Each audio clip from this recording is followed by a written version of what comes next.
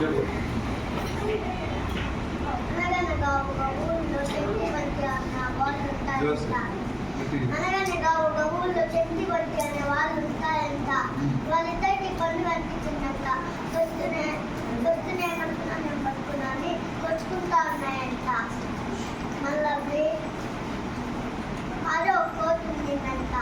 ఆ కోటి నుంచి కొట్టుకోకొచ్చిందంటే అది మళ్ళీ తూకం తెచ్చిందంట. తూకంలో అర్థంగా తుడిచి వేసి మళ్ళా ఇంట్లో ఎక్కువ తెచ్చుకొని వేసింది.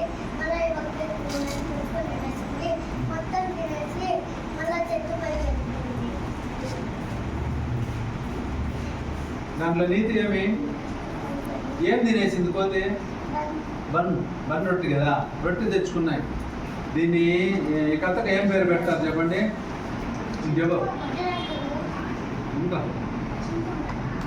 ఈ కథకు ఏం పేరు పెడతారు చెప్పండి మీరు? ఇద్దరు కొట్లాడితే మూడో వాడికి లాభం. బాగుంది కదా? కాబట్టి మనం ఎప్పుడు కూడా ఒక వస్తువు కోసం ఇద్దరు కొట్లాడకూడదు. దానివల్ల ఇద్దరికి నష్టమే జరుగుతుంది.